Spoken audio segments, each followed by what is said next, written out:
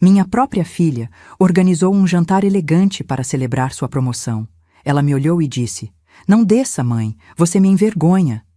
E como se não bastasse, acrescentou: "Minha sogra vai sentar no seu lugar." Eu apenas sorri.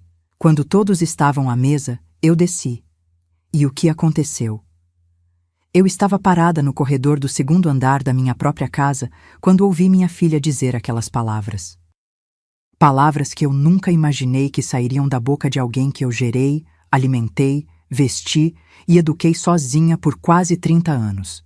"Mãe, não desça, você me envergonha." Clarice estava na entrada do meu quarto, vestida com um terno cinza chumbo impecável, cabelo preso num coque baixo tão perfeito que parecia ter sido esculpido.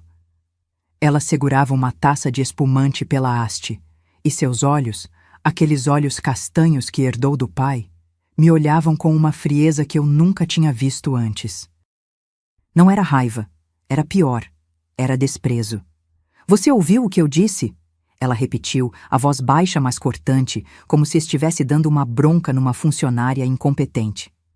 "Fique aqui em cima. Os convidados estão chegando e eu não posso arriscar você aparecer daquele jeito." Daquele jeito. Olhei para mim mesma. Eu estava com meu vestido de viscose verde-oliva, o que eu tinha de melhor. Simples, é verdade, mas limpo, bem passado, digno. Meu cabelo grisalho estava penteado, preso num rabo de cavalo baixo. Eu tinha até passado um batom rosado discreto. "Clarice, essa é a minha casa", comecei a dizer, mas ela me cortou com um gesto impaciente da mão, fazendo o líquido dourado da taça balançar perigosamente. "Tecnicamente é sua, sim, mas hoje à noite ela precisa parecer apropriada." Ela olhou ao redor do meu quarto com aquela expressão que eu conhecia bem. O mesmo olhar que ela dava quando passava por lojas que considerava muito populares. "E você também precisa parecer apropriada, mãe. Mas como isso não vai acontecer?" Ela deu de ombros. Foi nesse momento que ouvi passos subindo a escada. Uma mulher surgiu atrás da minha filha. Edilene, a sogra dela. 60 anos, cabelo tingido num louro acinzentado sofisticado, vestido de seda cor de vinho que provavelmente custava mais que meu aluguel de 3 meses quando eu era costureira. "Clarice, querida, seu chefe acabou de chegar", disse Edilene com aquele tom melodioso que ela usava, como se estivesse eternamente narrando um comercial de perfume caro. Então ela me viu. "Ah, oi, Marta. Não, dona Marta. Não, como vai? Só Marta, como se eu fosse a empregada." "Edilene vai sentar na cabeceira hoje", Clarice anunciou. E naquele momento eu entendi tudo. No seu lugar de sempre. Ela sabe conversar sobre vinhos, viagens, negócios, essas coisas que você não entende. Lá embaixo, eu podia ouvir vozes, risadas educadas, o tilintar de taças. A casa que eu tinha construído tijolo por tijolo, literalmente, estava cheia de estranhos elegantes, comemorando o sucesso da minha filha. E eu estava sendo trancada no meu próprio quarto como uma parente louca que precisa ser escondida. "Então é assim?" perguntei, e minha voz saiu mais firme do que eu esperava. "Você vai me trancar aqui enquanto finge que eu não existo?" Clarice suspirou, como se eu estivesse sendo difícil. "Não seja dramática. É só por hoje. Amanhã você pode voltar à sua rotina normal. Mas hoje é importante para mim, mãe. E eu não posso deixar você estragar." Edilene pôs a mão no ombro da minha filha num gesto de solidariedade. "Clarice trabalhou tanto para chegar até aqui. Tenho certeza que você entende, Marta." Elas me olhavam, as duas, esperando que eu baixasse a cabeça, fechasse a porta e desaparecesse. E foi aí que eu sorri. Um sorriso pequeno, tranquilo. O tipo de sorriso de quem sabe exatamente o que vai fazer. "Tudo bem", eu disse. "Não vou descer." O alívio no rosto da Clarice foi instantâneo. "Ótimo. Obrigada por entender, mãe." Ela já estava se virando, Edilene ao lado dela quando eu acrescentei: "Ainda não." Elas pararam. Clarice olhou para trás. "Como assim?" "Eu disse que não vou descer ainda, mas quando eu descer..." Deixei a frase no ar, aquele sorriso ainda nos meus lábios. Quando eu descer, querida, você vai desejar ter me deixado ficar aqui em cima. Vi a confusão no rosto dela, a irritação, mas também um lampejo de medo. Elas desceram. Fechei a porta do quarto devagar e me sentei na beirada da minha cama. Aquela cama de casal que eu dividia com Benedito há 40 anos, antes dele partir e me deixar sozinha com uma menina de 8 anos e uma pilha de contas para pagar. Da janela do meu quarto, eu podia ver os carros de luxo estacionados na frente da casa. Um BMW preto, um Audi prata, um Mercedes branca. Eu podia ouvir a música ambiente suave que Clarice tinha colocado, alguma coisa clássica, piano e cordas. Abri a gaveta da mesinha de cabeceira. Lá dentro estava um envelope marrom. Eu o peguei, passei os dedos pela superfície áspera do papel. Dentro dele estava tudo o que eu precisava. 3 semanas atrás, eu tinha descoberto o que minha filha estava planejando. 3 semanas de fingir que não sabia de nada. 3 semanas preparando minha resposta. Lá embaixo, ouvi um brinde. A Clarice, a nova gerente regional! Risadas, palmas. Olhei para o relógio. 8h15 da noite. Eles deviam estar servindo o prato principal agora. O tal buffet sofisticado que Clarice contratou por R$ 12.000. R$ 12.000 num jantar. Eu levantei 5 filhos de costureiras com menos que isso por mês. Levantei, alisei meu vestido verde-oliva, peguei o envelope, olhei no espelho. Meus 68 anos me encaravam de volta. Cabelos grisalhos, rugas ao redor dos olhos, mãos calejadas de décadas de trabalho. Você me envergonha, tinha dito minha filha. Respirei fundo. Abri a porta e desci as escadas. O salto baixo das minhas sapatilhas marrom faziam um som suave nos degraus de madeira. Quando cheguei no meio da escada, consegui ver a sala de jantar. A mesa estava linda, preciso admitir. Toalha branca imaculada, arranjos florais enormes, prataria reluzente. 15 pessoas sentadas, todas vestidas como se fossem para uma gala. E lá, na cabeceira onde eu sempre sentava nos domingos, estava Edilene, com aquele sorriso de quem conquistou um território. Clarice estava de pé, ainda fazendo seu discurso de agradecimento. E agradeço especialmente ao apoio da minha família. Foi quando ela me viu. O copo de vinho parou no ar. O sorriso congelou. Todos os rostos se viraram para mim. O silêncio foi tão profundo que eu podia ouvir o relógio da sala marcando os segundos. Desci o resto da escada. Devagar. Cada passo ecoando naquela sala de jantar perfeitamente decorada. Mãe, Clarice começou, a voz rouca de constrangimento. Eu disse para você. Ficar lá em cima, eu sei. Cheguei perto da mesa. Todos me olhavam. Alguns com curiosidade, outros com pena. Edilene com desprezo mal disfarçado. Mas eu vim só entregar uma coisa. Coloquei o envelope marrom sobre a mesa, bem no meio, entre as taças de cristal e os pratos de porcelana. O que é isso? Clarice perguntou, mas sua voz estava fina demais. Abra, eu disse. Na frente de todos, afinal, essa noite é sobre celebrar conquistas, não é? E foi aí. Foi aí que tudo mudou. Se essa história mexeu com você, se inscreva no canal, porque o que aconteceu quando ela abriu aquele envelope, você não vai acreditar. E eu vou contar cada detalhe. Mas antes de eu contar o que tinha dentro daquele envelope, vocês precisam entender como eu cheguei até ali. Como uma mulher de 68 anos, de vestido verde-oliva simples, teve coragem de descer aquelas escadas sabendo que seria humilhada. Porque eu não nasci forte, eu me tornei. Eu tinha 22 anos quando conheci Benedito. Ele era mecânico numa oficina pequena no bairro onde eu morava, na Zona Norte. Mãos sempre sujas de graxa, sorriso largo, jeito simples de ser. A gente se casou 6 meses depois num cartório, com 2 testemunhas que ele chamou da oficina. Sem festa, sem vestido branco. Mas eu era feliz. Benedito ganhava pouco, mas era honesto. Todo dia 15 ele trazia o dinheiro para casa, punha na minha mão e dizia: Faz render, Martinha. Você é boa nisso. E eu fazia render. Comprava no atacado, cozinhava feijão para a semana toda, remendava a roupa até não poder mais. Quando Clarice nasceu, eu estava com 23. Foi num hospital público, num parto que durou 14 horas. Benedito ficou do lado de fora da sala, andando de um lado para o outro, roendo as unhas.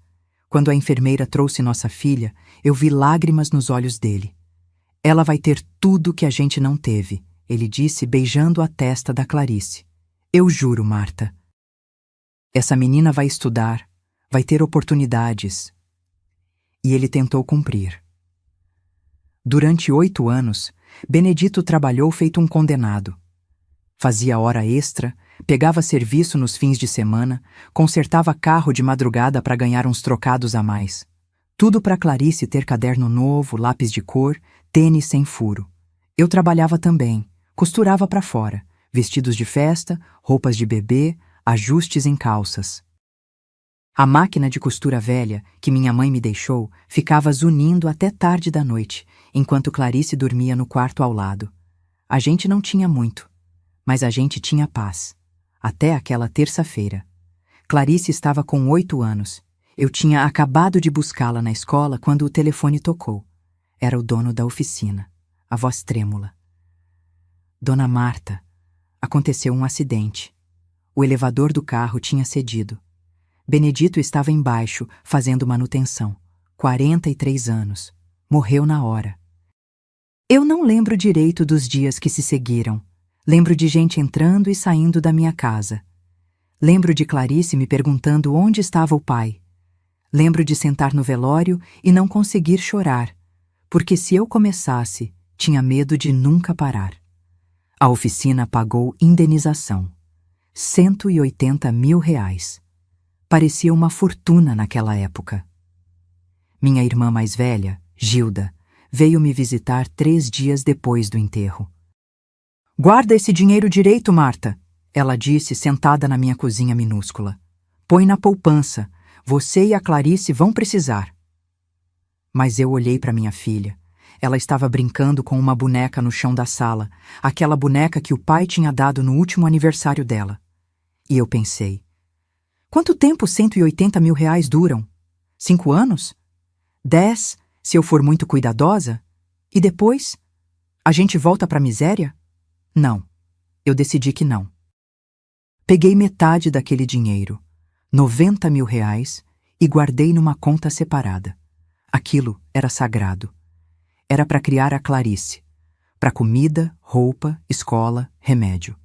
Para ela crescer com dignidade, como o Benedito queria. Os outros 90 mil, esses eu ia fazer trabalhar. Tinha uma salinha comercial para alugar perto do mercado municipal. 30 metros quadrados, cheiro de mofo, janela quebrada. O dono queria 15 mil de entrada. Eu dei 20 e pedi para ele reformar o banheiro.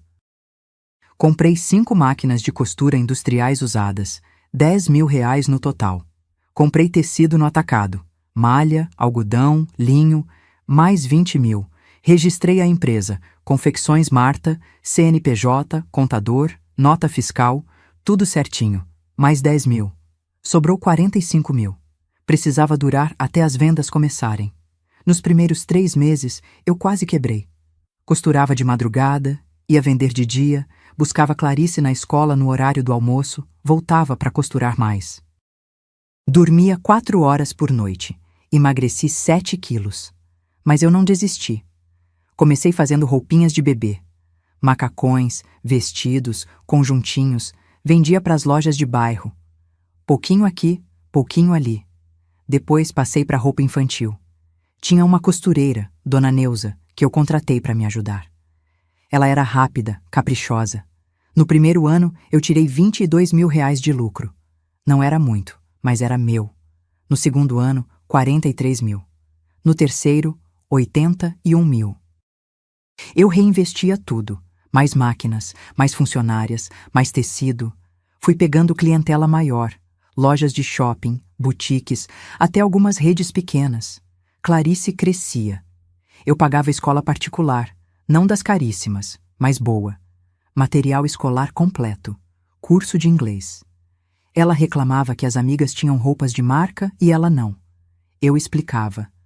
Um dia você vai entender, filha. Estou construindo algo para nós duas. Mas ela nunca quis entender. Quando Clarice completou 15 anos, a Confecções Marta tinha 17 funcionárias e faturava R$500.000 por ano.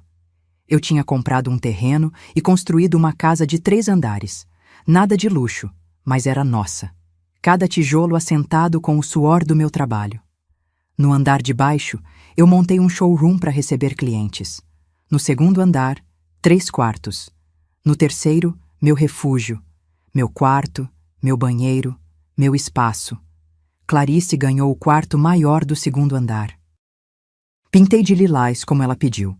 Comprei uma cama nova, guarda-roupa de porta de correr, escrivaninha para estudar. Não é tão grande quanto o quarto da Amanda, ela disse no dia da mudança. Amanda era a amiga rica dela. Engoli a resposta que queria dar.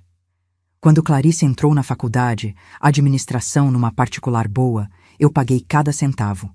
R$4.200 por mês. Durante 5 anos. Foram R$126.000 no total. Ela se formou e conseguiu estágio numa empresa de tecnologia. Salário baixo, 1.800. Ela reclamava que não dava para nada. Comprei um carro para ela. Honda Civic Prata. 0 km. R$135.000 à vista. Obrigada, mãe, ela disse, mas já estava olhando o celular, mandando foto para os amigos. Quando Clarice decidiu morar sozinha, aos 24, eu comprei um apartamento de 2 quartos num condomínio com portaria. R$420.000. Mobiliei. Comprei geladeira, fogão, máquina de lavar. Mais 50.000. Agora eu tenho minha independência, ela disse, como se aquilo fosse conquista dela. Aos 27, Clarice conheceu Rodrigo. Filho de empresários, MBA no exterior, carro importado. O casamento foi no clube mais chique da cidade, vestido de noiva de estilista, buffet de 150 pessoas. Decoração com flores importadas, R$180.000. O mesmo valor da indenização que me fizeram viúva. E em nenhum desses momentos, minha filha parou para perguntar: Mãe, como você conseguiu isso tudo? Quanto você trabalhou? Quanto você sacrificou? Porque para ela eu era só a mãe. A mulher que devia dar, providenciar, pagar. 15 anos depois de abrir aquela salinha de 30 metros quadrados, a Confecções Marta valia R$2.300.000. Tinha 42 funcionárias. Fornecia para redes grandes em 3 estados.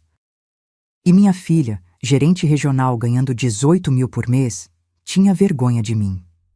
Então, quando eu coloquei aquele envelope na mesa, na frente daqueles estranhos elegantes, não era só raiva, era justiça.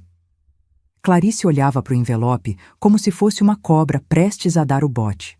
Os dedos dela tremiam ligeiramente quando ela estendeu a mão para pegar, mas eu ainda não tinha terminado de falar. Sabe o que tem de engraçado? Eu disse, e minha voz ecoou naquela sala de jantar silenciosa. Eu passei 30 anos da minha vida construindo um futuro para você. 30 anos acordando às 5 da manhã, costurando até meia-noite, pulando o almoço para economizar, usando a mesma roupa durante anos. E você cresceu achando que isso era obrigação minha. Um dos convidados, um homem de terno azul marinho que devia ser o tal chefe dela, pigarreou desconfortável. Mas ninguém se mexeu. Era como se todos estivessem paralisados, esperando o próximo ato de uma peça de teatro. Edilene tentou intervir com aquela voz adocicada dela. Marta, talvez não seja o momento apropriado para... Apropriado? Eu virei para ela. A senhora acha apropriado chamar de popular a decoração da minha casa?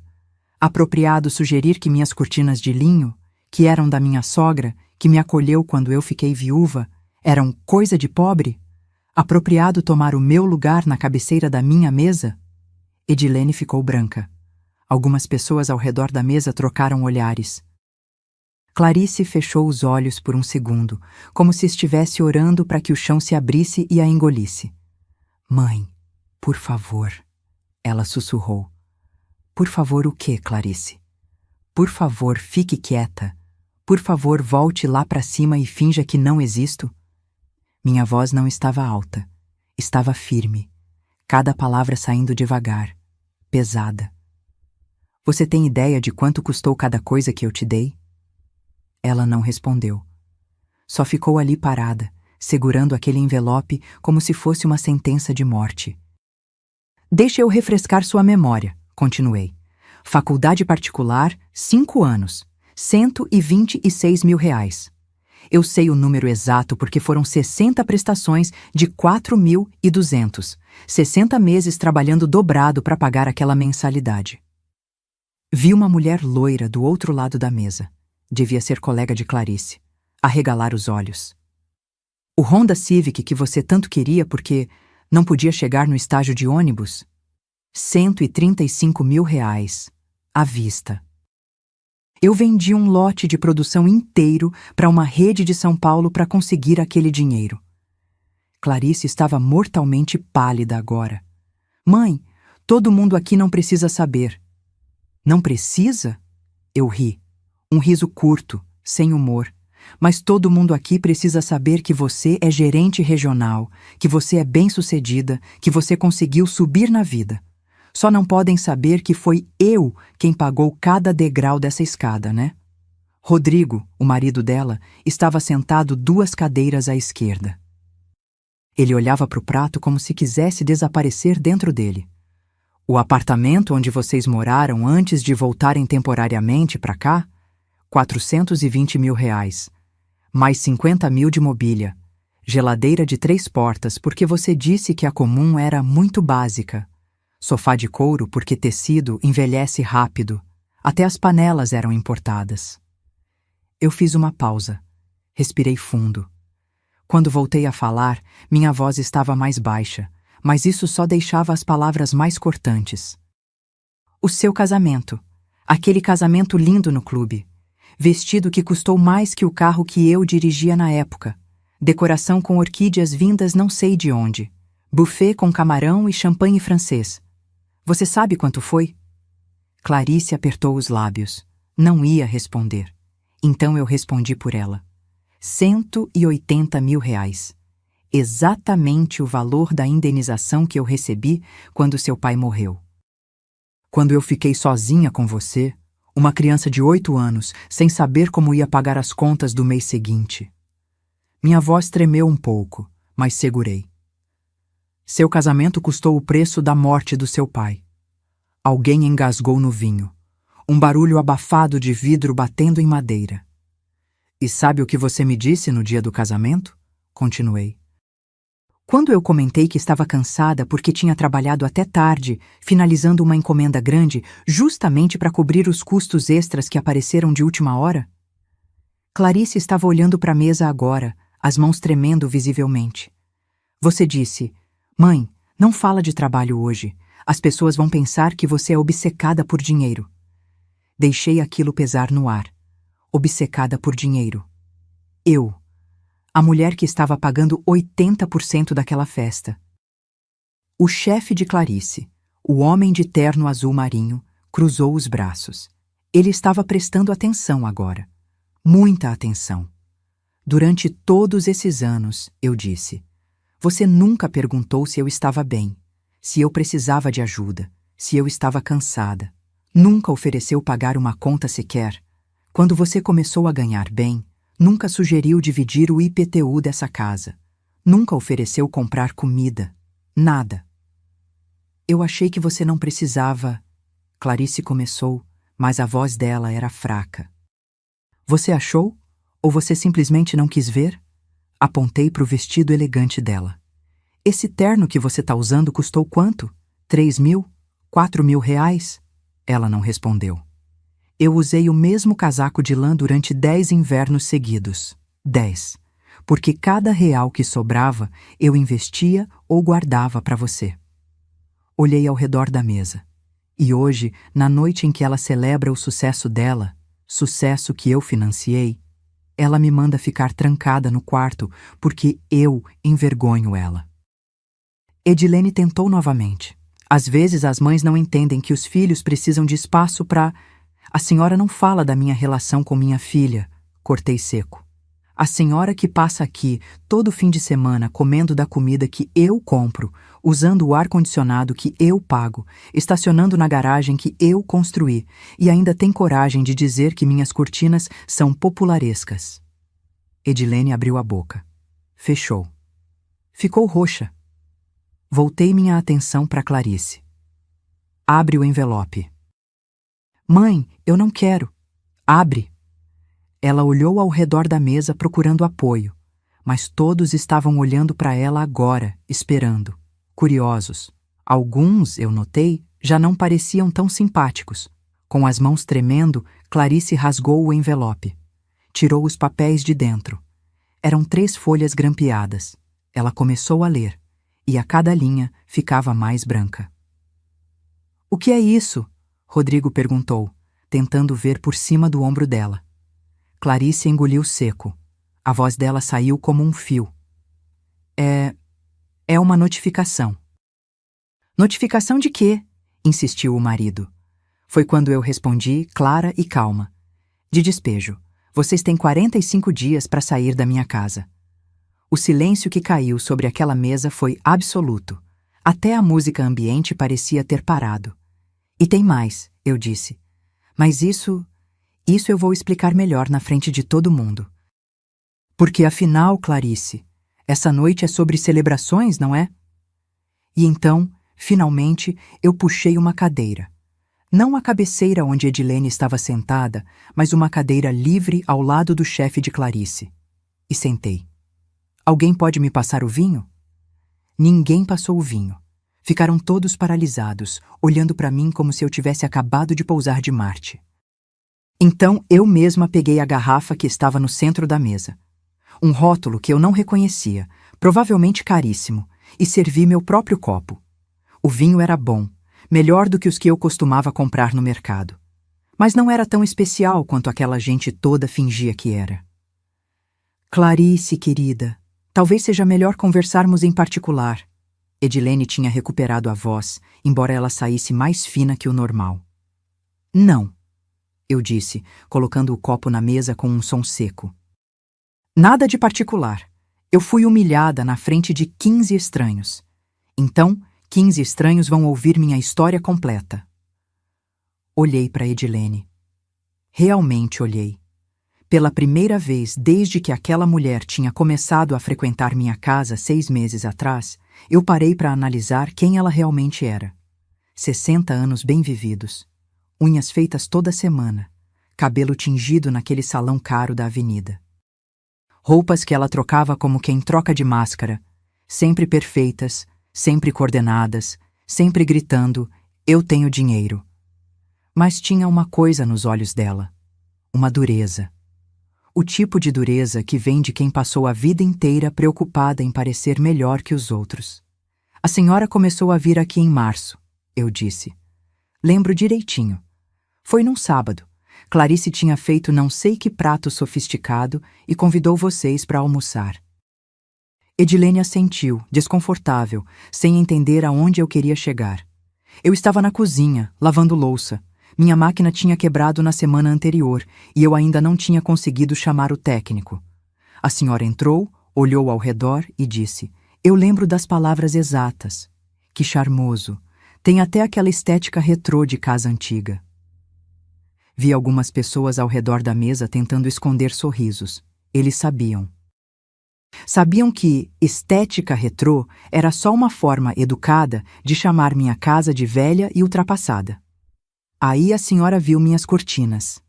Apontei para as janelas da sala de jantar, onde as cortinas de linho bege estavam amarradas nas laterais. Eram da minha sogra, Dalva. Ela costurou à mão em 1985, quando essa casa ainda estava sendo construída. Cada ponto feito com cuidado. Dalva morreu 3 anos depois, mas deixou essas cortinas para mim. Disse que era para eu lembrar que família é tecida devagar, com paciência. Minha voz ficou mais dura. A senhora olhou para as cortinas e disse, nossa, Marta, que coisa mais tradicional, Mas tradição às vezes envelhece mal, né? No meu apartamento, eu só uso persianas automatizadas. Muito mais prático e moderno. Edilene mexeu no colar de pérolas. Eu não quis ofender, eu só quis deixar claro que eu era inferior, que minhas escolhas eram erradas.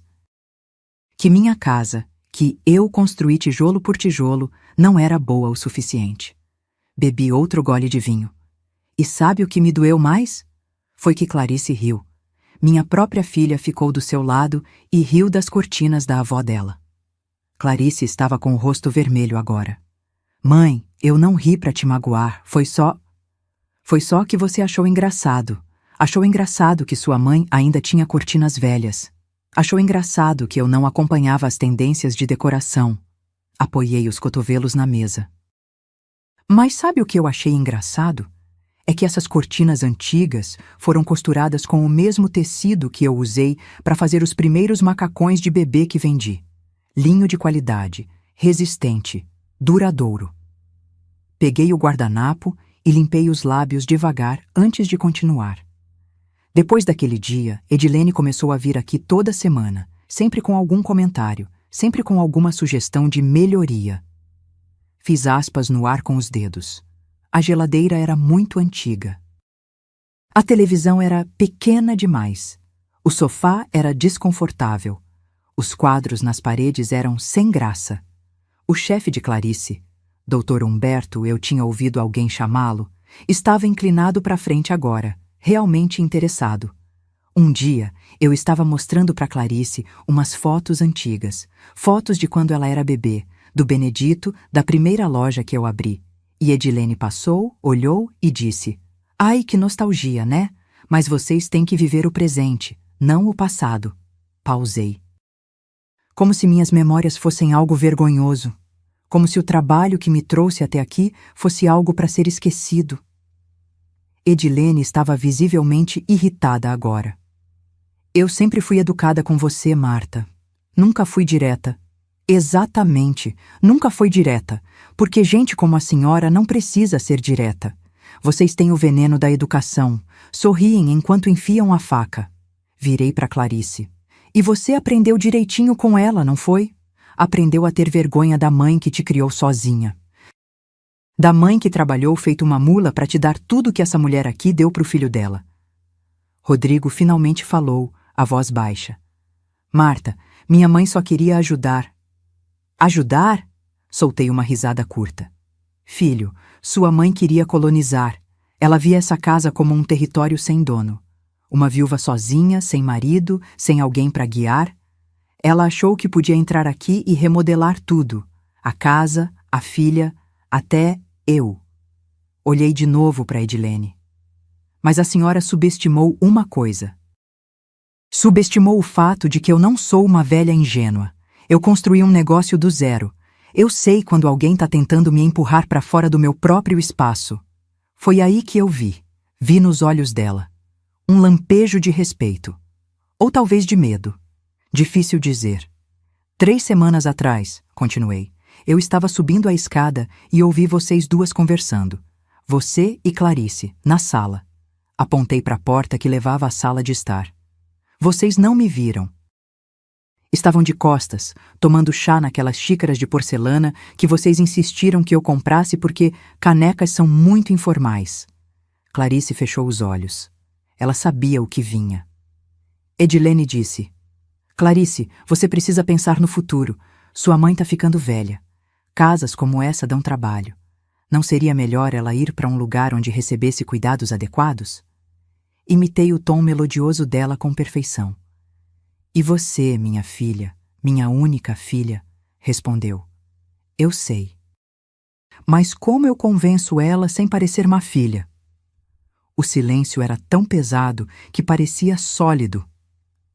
Aí, Edilene, essa conselheira maravilhosa disse: Você não precisa convencer. Você só precisa de uma procuração de saúde.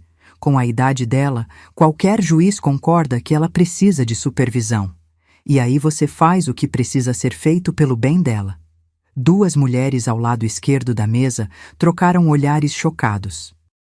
Foi nesse momento Eu disse, olhando direto para os olhos da minha filha, que eu entendi que você não tinha vergonha de mim só pelos meus vestidos simples.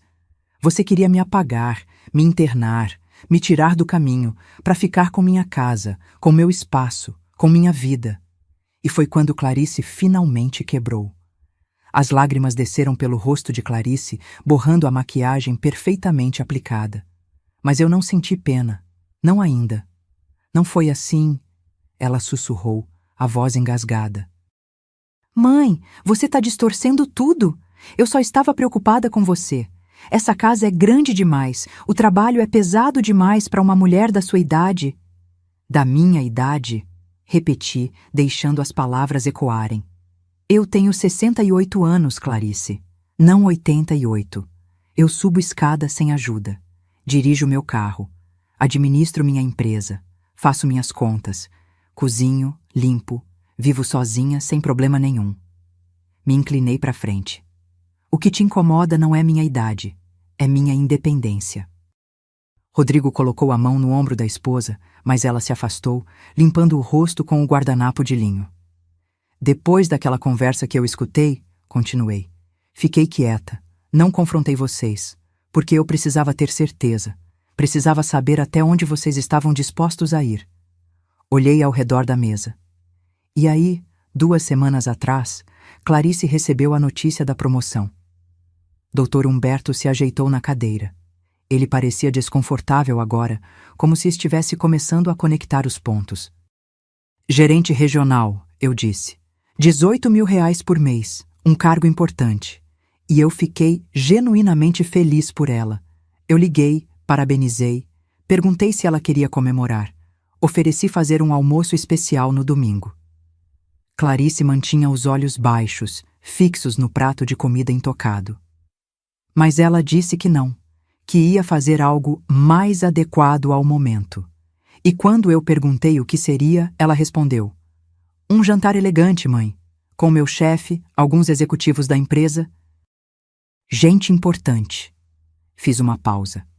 Gente importante, como se eu não fosse.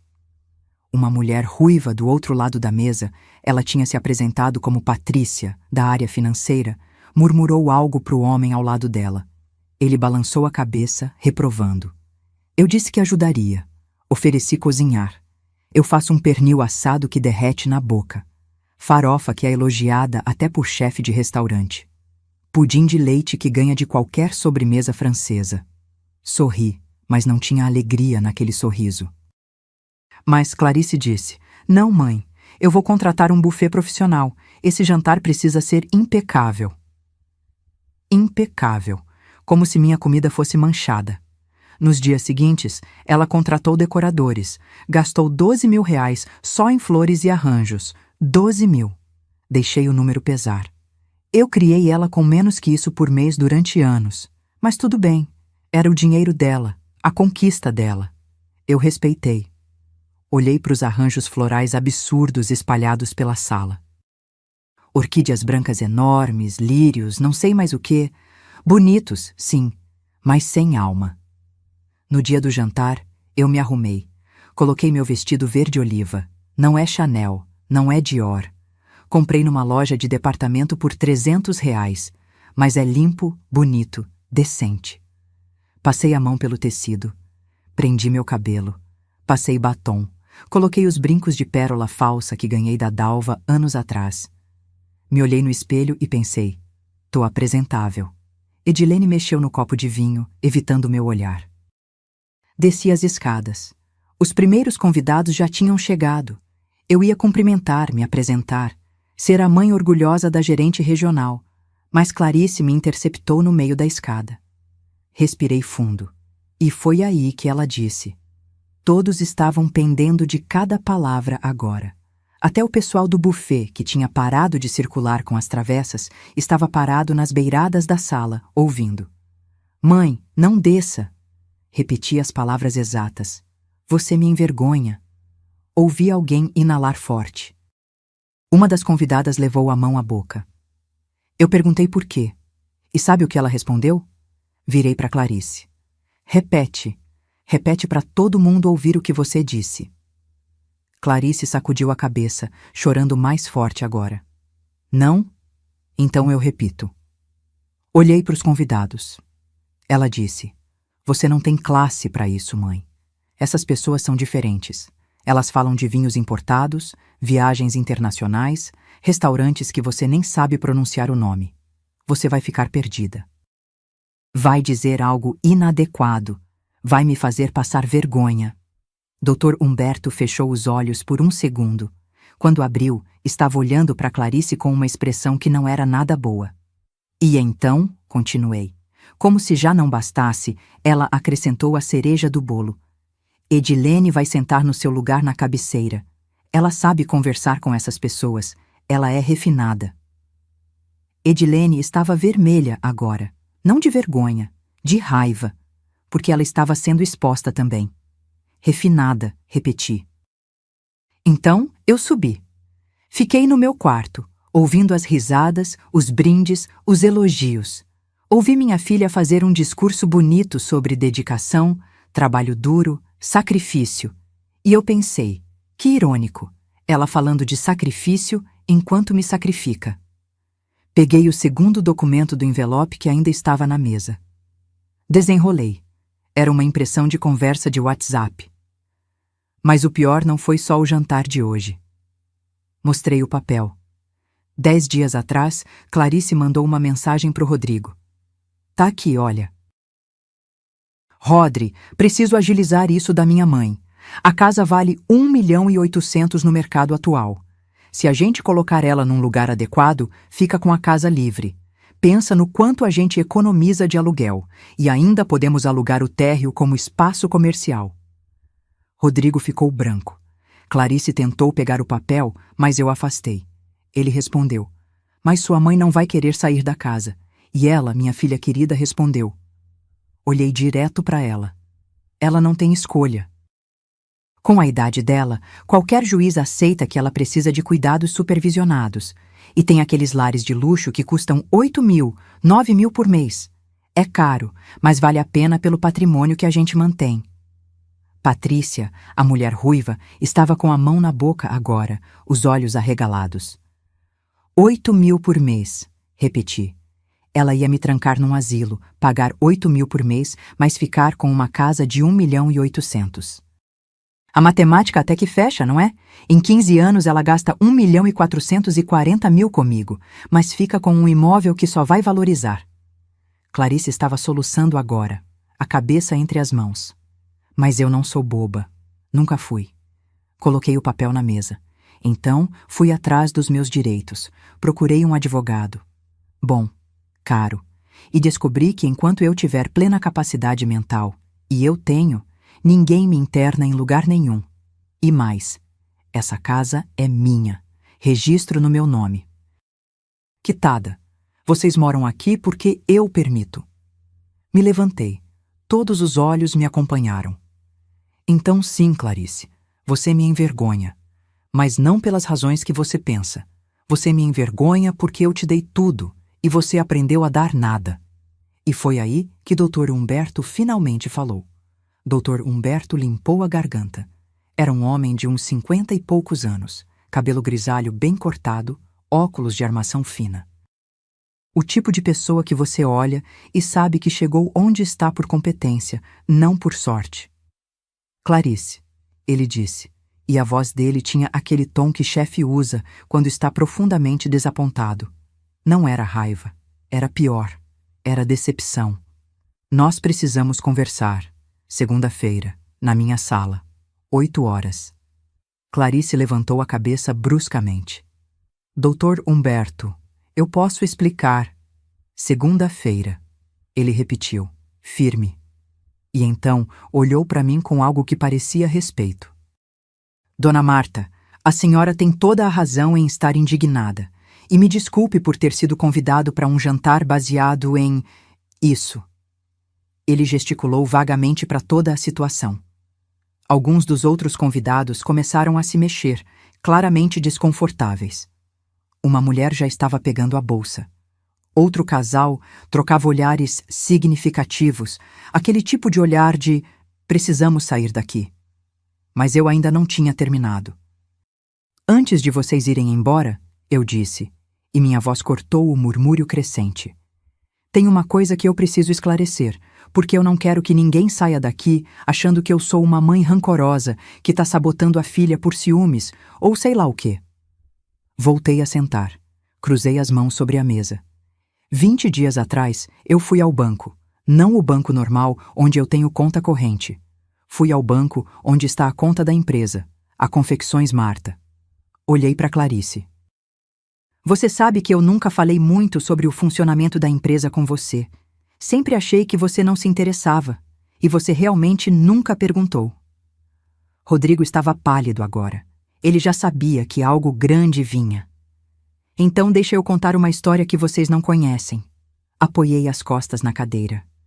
Quando eu abri a confecção, há 23 anos, eu tinha R$ 90.000. Metade da indenização do Benedito. Era dinheiro sagrado. Dinheiro manchado com a morte do homem que eu amava. Minha voz ficou mais baixa, mas mais intensa. Eu poderia ter fracassado. 80% das pequenas empresas fecham nos primeiros 5 anos. Eu poderia ter perdido tudo, mas eu não perdi. Sabe por quê? Porque eu trabalhei como ninguém trabalha. Porque eu aprendi a costurar melhor, vender melhor, negociar melhor. Porque cada real que entrava, eu reinvestia. Peguei meu copo de vinho, mas não bebi. Só segurei, sentindo o peso do cristal. No 10º ano, a empresa valia R$ 500.000. No 15º, 1.200.000. E eu continuava morando nessa casa simples, usando roupas simples, vivendo de forma simples, porque eu sabia que o dinheiro tinha um propósito maior. Clarice estava me olhando agora, a expressão confusa, como se estivesse tentando entender aonde eu queria chegar.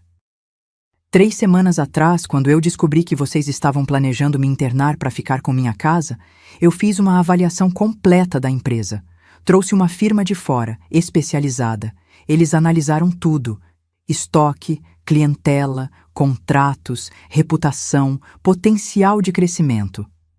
Coloquei o copo na mesa devagar. A Confecções Marta vale R$ 3.100.000. Ouvi alguém inalar forte. Vi os olhos de Clarice se arregalarem. Isso mesmo, 3.100.000. Não os 2.300.000 que eu tinha dito para você há 2 anos. A empresa cresceu. E cresceu muito. Sorri. Mas você nunca perguntou. Nunca quis saber. Porque para você, eu era só a mãe que pagava as contas, não uma empresária. Edilene estava imóvel. Rodrigo tinha deixado cair o garfo no prato. Então, na segunda-feira seguinte, continuei, eu fui ao meu advogado e nós fizemos alguns ajustes, legais, definitivos. Peguei o 3º documento do envelope. Esse aqui é a escritura de doação de 60% das ações da Confecções Marta. Clarice se animou. Por um segundo idiota, ela achou que estava recebendo a empresa. Doação para uma fundação que eu criei. Chama-se Fundação Benedito Alves de Apoio a Viúvas Empreendedoras. Deixei isso afundar. Ela vai ajudar mulheres que ficaram sozinhas, como eu fiquei, a abrir seus próprios negócios. Vai dar microcrédito, mentorias, cursos. Tudo que eu não tive e tive que aprender sozinha. Patrícia, a mulher ruiva, estava sorrindo agora. Um sorriso pequeno, mas genuíno. Os outros 40% ficam comigo. Eu continuo administrando, continuo ganhando meus dividendos. Atualmente, isso dá cerca de R$ 22.000 por mês. Olhei para Clarice. Mais do que seu salário de gerente regional. O golpe acertou. Vi nos olhos dela. E a casa? Rodrigo perguntou, a voz rouca. A casa? Suspirei. A casa foi difícil, porque eu construí cada cômodo pensando em família. Pensando que um dia minha filha traria meus netos para visitar a avó, que a gente faria almoços de domingo, ceias de Natal, que essa casa seria o porto seguro para todo mundo. Minha voz tremeu um pouco, a primeira vez na noite inteira. Mas vocês transformaram minha casa em território de guerra. Transformaram meu lar em algo do qual vocês queriam me expulsar. Respirei fundo. Então eu vou vender. Clarice soltou um som estrangulado. Mãe, não. Vou vender. Já tenho 3 imobiliárias fazendo avaliação. O valor médio é R$ 1.850.000. Metade desse dinheiro vai ser doado para instituições de caridade que cuidam de idosos abandonados por famílias. Olhei direto nos olhos dela. A outra metade eu uso para viver com dignidade. Já achei um apartamento lindo de 2 quartos, num condomínio com portaria, academia, salão de festas, 3.800 de aluguel. Perfeitamente dentro do meu orçamento. E nós? Rodrigo perguntou. Vocês têm 45 dias para sair. Tá tudo no papel que Clarice tá segurando. Notificação formal de despejo. Entregue hoje na frente de testemunhas. Gesticulei para os convidados. 15 testemunhas, para ser exata. Dr. Humberto deu um sorriso pequeno. Ele entendia a estratégia quando via uma. Depois que vocês saírem, a imobiliária assume. Casa fica à venda. Processo limpo, legal, documentado.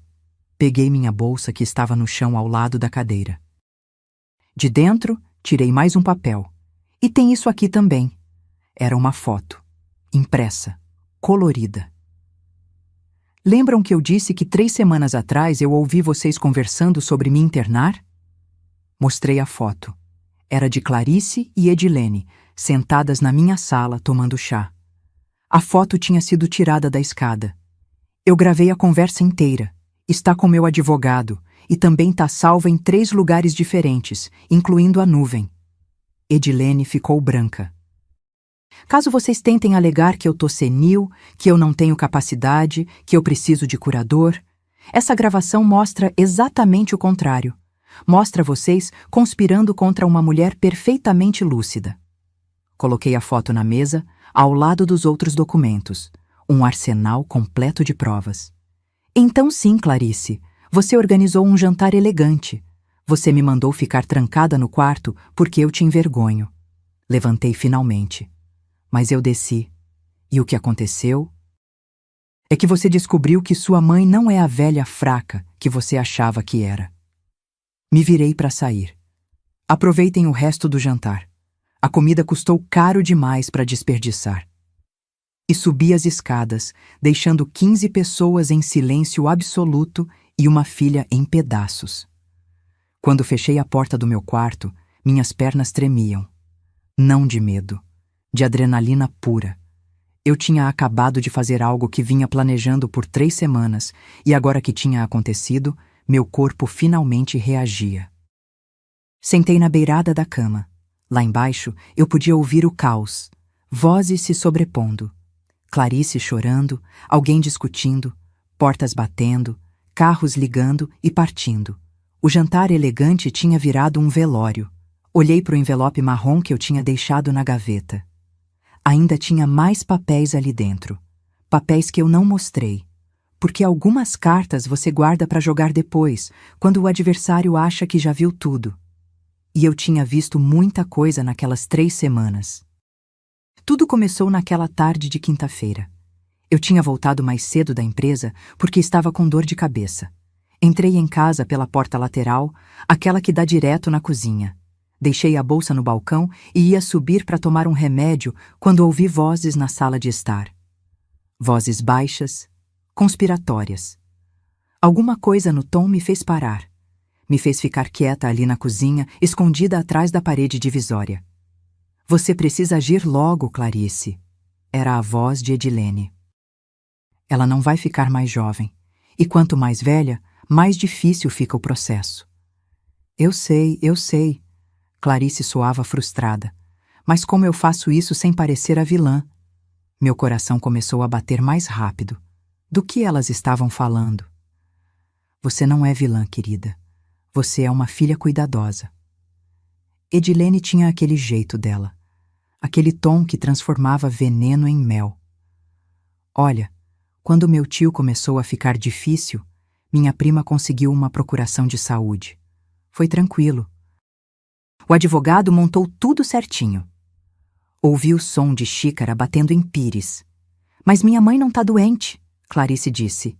Ela não tem Alzheimer, Não tem demência, ela é chata, controladora, mas não é incapaz. Controladora. Minha própria filha me chamando de controladora. Não precisa ser incapaz, Edilene respondeu. Basta demonstrar que ela não consegue mais gerenciar os próprios interesses. Uma casa desse tamanho? Uma empresa? Tudo sozinha na idade dela? Qualquer juiz vai concordar que ela precisa de ajuda. E depois? Depois você assume a gestão dos bens dela. Legalmente. Pelo bem dela, claro. Edilene fez uma pausa. E aí, você pode tomar decisões mais práticas. Tem residenciais excelentes, com toda a estrutura. Ela vai até agradecer por não ter mais que se preocupar com conta, manutenção, essas coisas. Meu estômago revirou. Quanto custa esses lugares? Clarice perguntou. Os bons? 8, 9 mil por mês. Mas pensa no que você economiza. Essa casa vale pelo menos 1.800.000 no mercado. Vocês podem alugar, vender uma parte, fazer o que quiser. E ainda sobra para cuidar dela confortavelmente. Foi aí que eu entendi. Entendi tudo. Minha filha não estava preocupada comigo. Estava preocupada com meu patrimônio. A empresa também... Clarice começou, hesitante. Também entra na curatela se você conseguir. Edilene soava animada agora.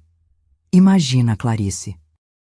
Você gerenciando tudo, sem ter que pedir permissão, sem ter que ouvir sermão de como as coisas eram feitas no tempo dela. Elas riram. As duas riram. Subi a escada sem fazer barulho. Entrei no meu quarto. Tranquei a porta. E pela primeira vez em 20 anos, desde que Benedito morreu, eu chorei de desespero. Mas as lágrimas duraram só 10 minutos, porque depois dos 10 minutos, a empresária em mim acordou. A mulher que tinha transformado 90 mil reais em 3 milhões não ia ser derrotada pela própria filha. Limpei o rosto, peguei meu celular, liguei para o Dr. Tavares, meu advogado há 15 anos. Doutor, preciso marcar uma reunião urgente, amanhã, se possível.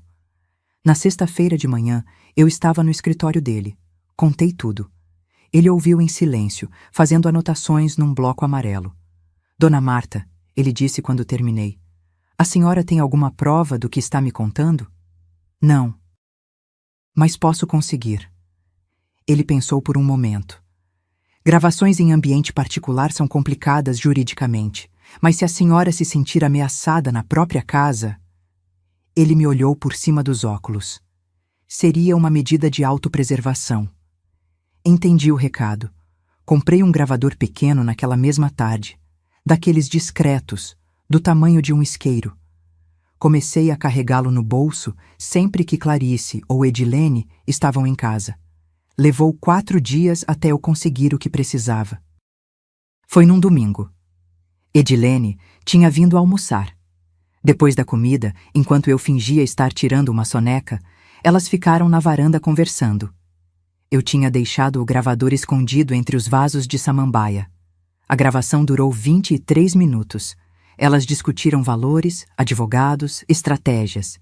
Edilene até indicou um especialista em questões de curatela que podia agilizar o processo. Na segunda-feira, voltei ao Dr. Tavares com a gravação. Ele ouviu tudo. Quando terminou, balançou a cabeça. Isso é suficiente. Mais que suficiente. Ele tirou os óculos e me olhou sério. Dona Marta, a senhora precisa agir agora. Se ela der entrada num processo de interdição antes, mesmo sem fundamento, vira uma batalha jurídica longa e cara. O que eu faço? Primeira coisa, avaliação psiquiátrica completa.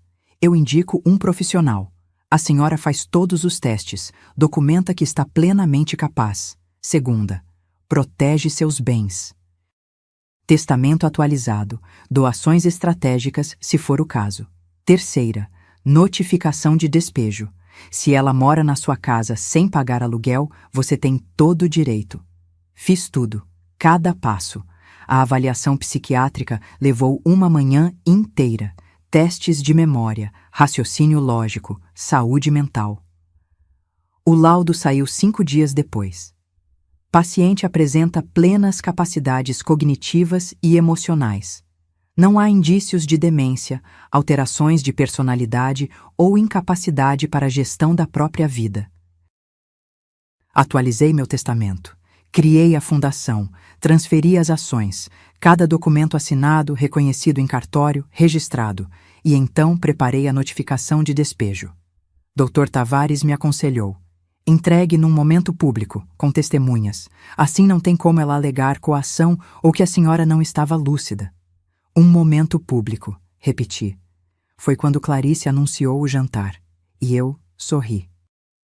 Porque finalmente, depois de 3 semanas de silêncio estratégico, de engolir comentários maldosos, de fingir que não sabia de nada, eu ia virar o jogo. Naquela noite, sentada na minha cama depois de toda a explosão lá embaixo, eu abri o envelope marrom que tinha ficado na gaveta. Dentro tinha mais 3 documentos. Um era a avaliação detalhada da empresa mostrando os 3.100.000 reais. Outro era meu testamento atualizado. E o terceiro? O terceiro era uma cópia de mensagens que Rodrigo tinha mandado para o irmão dele, Gabriel, 2 semanas atrás. Cara, a sogra tá sentada em cima de uma fortuna e nem percebe. A Clarice tá certa. A gente precisa tomar controle antes que ela faça alguma burrada, tipo doar tudo para a igreja. Guardei os papéis de volta. Ainda tinha munição.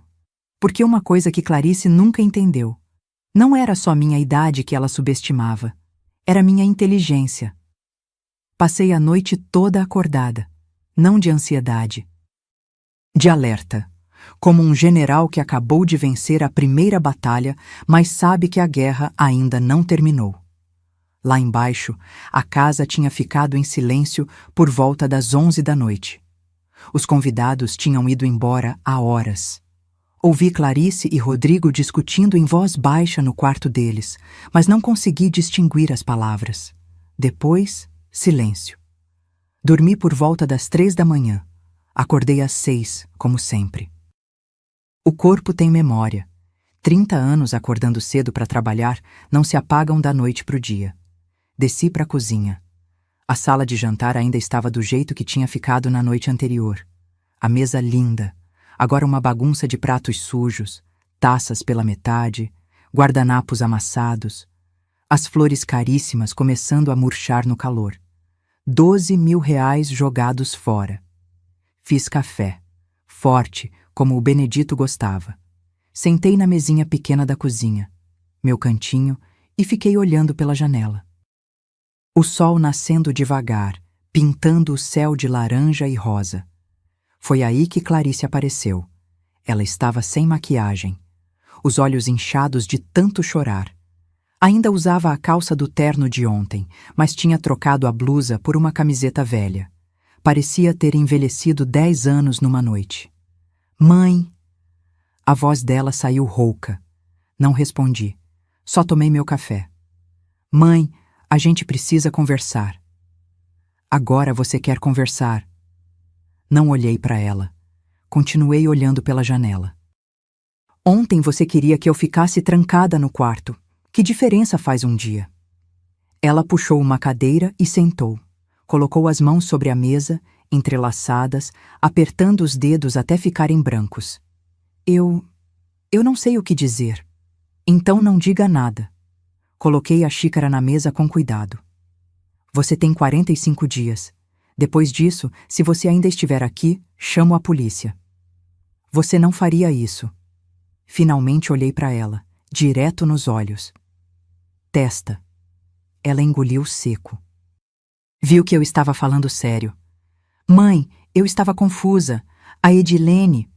Ela colocou ideias na minha cabeça. Ela disse que seria melhor para você que... Não, cortei. Não coloca a culpa na sua sogra. Você tem 35 anos, Clarice. Você não é criança. Você sabia exatamente o que estava fazendo. Me inclinei para frente.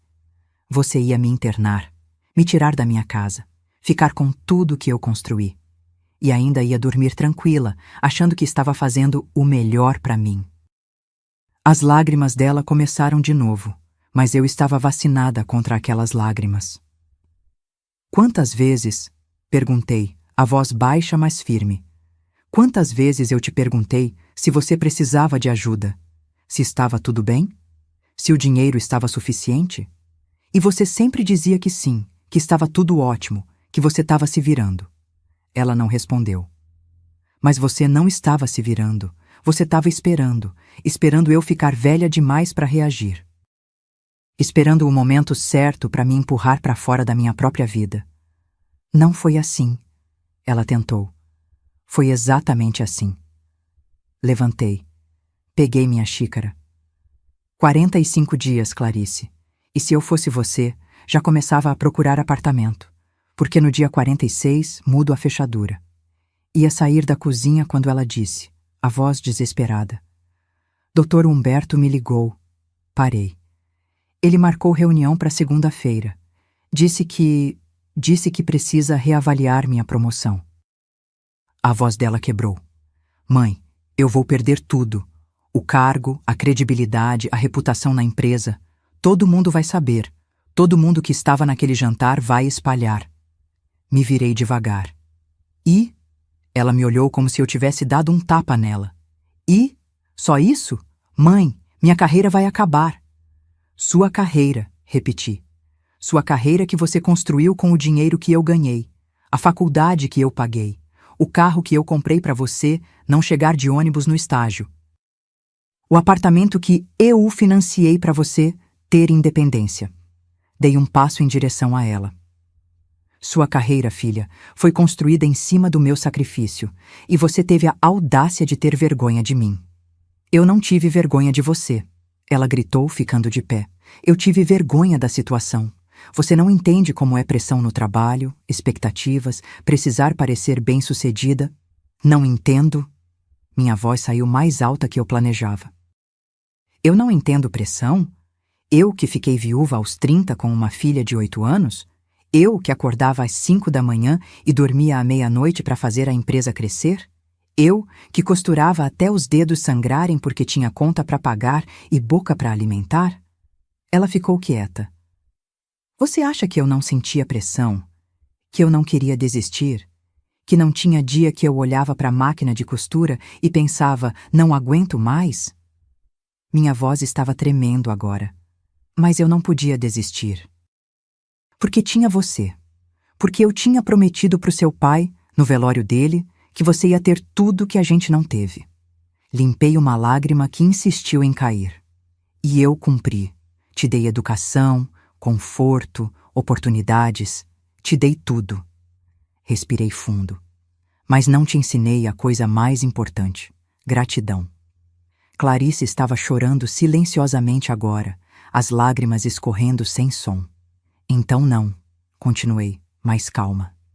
Eu não tenho pena da sua carreira. Você vai ter que reconstruir do jeito que eu reconstruí quando perdi seu pai. Vai ter que trabalhar duro do jeito que eu trabalhei. Vai ter que provar seu valor do jeito que eu provei. Caminhei até a porta da cozinha. Parei, sem olhar para trás. E quem sabe, no processo, você aprenda o que significa realmente conquistar algo, sem a mamãe pagando a conta. Subi as escadas. Atrás de mim, ouvi o som dela desabando, não num choro delicado. Num choro de quem finalmente entendeu o tamanho da besteira que fez. Mas eu não voltei. Entrei no meu quarto. Tranquei a porta. Sentei na cama. E pela primeira vez em 3 semanas, sorri de verdade. Porque eu tinha feito. Tinha imposto limites. Tinha mostrado que velha não significa fraca, que mãe não significa capacho. Peguei meu celular. Tinha uma mensagem do Dr. Tavares. Dona Marta, os papéis da fundação foram aprovados. Registro saiu hoje. Parabéns. A senhora oficialmente é fundadora e presidente da Fundação Benedito Alves. Olhei para a foto do Benedito na mesinha de cabeceira. Aquela foto antiga, meio desbotada, onde ele está sorrindo com graxa no rosto, segurando a Clarice bebê. Consegui, amor, sussurrei. Nossa filha vai aprender, do jeito difícil, mas vai aprender. E eu acreditava nisso. Porque eu não estava destruindo minha filha. Estava salvando ela. Às vezes, amor significa soltar, significa deixar cair, significa dizer não. E pela primeira vez na vida, eu tinha dito não para Clarice. Não era vingança, era justiça. E justiça, eu tinha aprendido, muitas vezes dói antes de curar. Os próximos dias foram estranhos. Clarice e Rodrigo ficavam no quarto deles a maior parte do tempo. Saíam cedo, voltavam tarde. Quando a gente se cruzava na cozinha ou no corredor, eles desviavam o olhar. Rodrigo tentou falar comigo uma vez. Foi na quarta-feira, 3 dias depois do jantar desastroso. Dona Marta, a senhora não acha que está exagerando? A Clarice errou, eu sei, mas despejo? Tirar tudo dela? Olhei para ele. Realmente olhei. Rodrigo sempre foi bonito, bem educado, o genro que qualquer sogra gostaria de ter. Mas naquele momento eu vi o que ele realmente era. Um homem acostumado a ter tudo resolvido. Um homem que nunca tinha enfrentado consequências de verdade. Rodrigo, eu disse calmamente, eu não tirei nada dela. Eu só parei de dar. Tem diferença. Ele abriu a boca para argumentar, mas eu continuei. Durante anos eu dei. Casa, comida, conforto.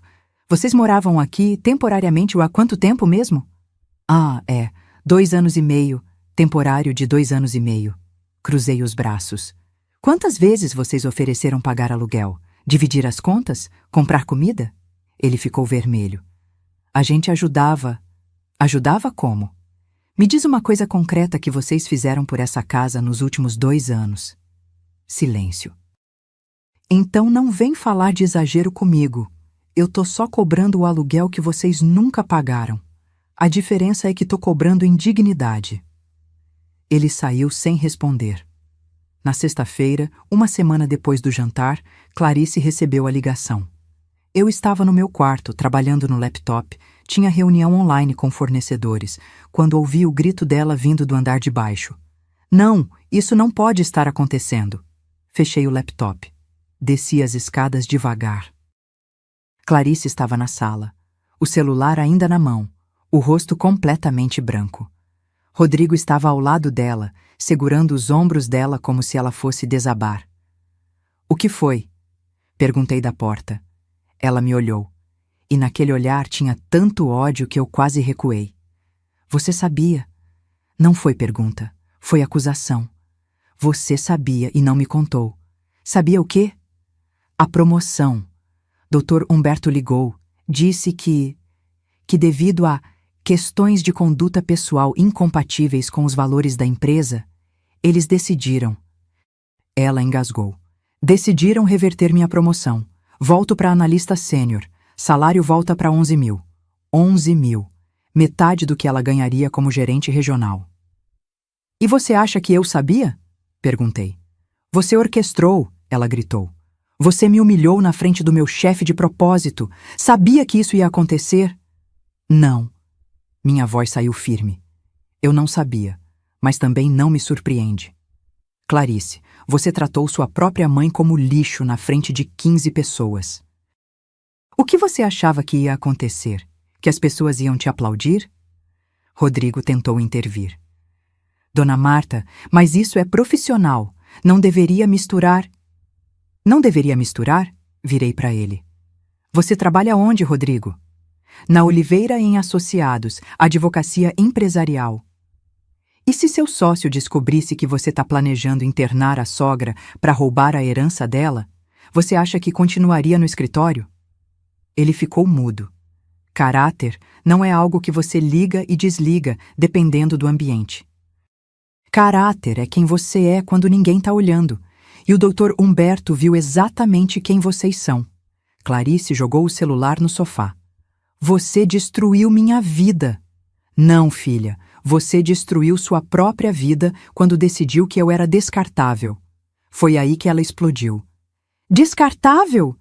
Eu te ofereci um lugar bom, um lugar onde você seria cuidada, onde não precisaria mais se preocupar com nada. Um asilo, gritei de volta. Você ia me trancar num asilo aos 68 anos, perfeitamente saudável, só para ficar com minha casa.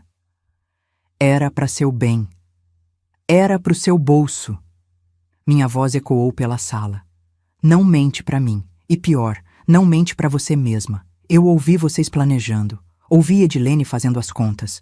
8.000 por mês de cuidado versus 1.800.000 de imóvel. A matemática era muito clara.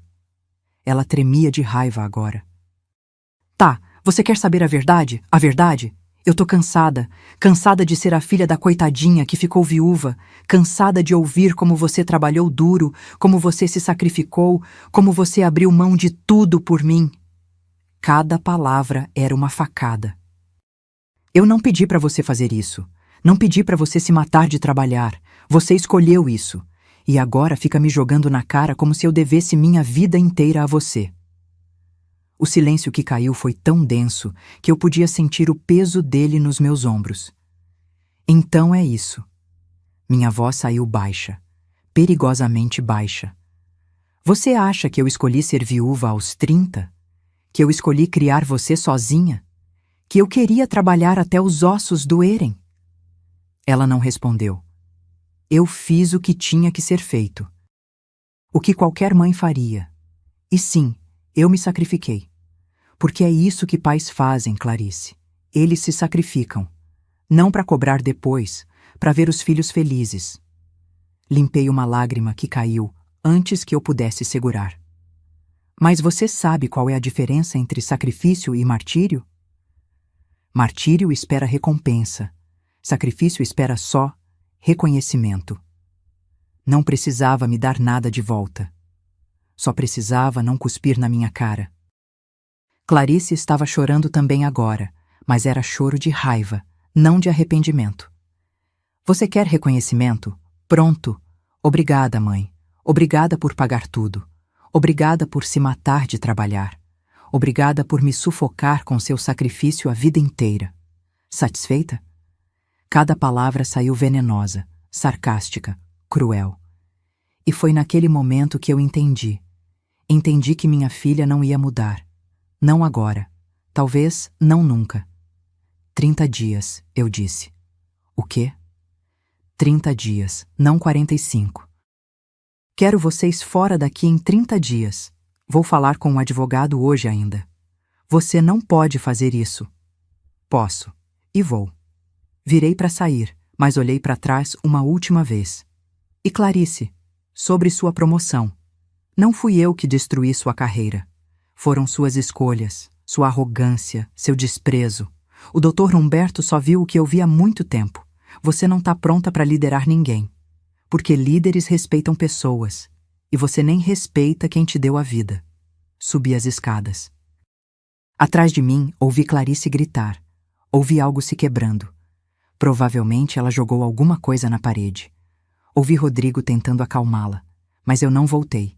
Entrei no meu quarto. Tranquei a porta. Peguei o telefone e liguei para o Dr. Tavares. Doutor, pode antecipar o despejo para 30 dias?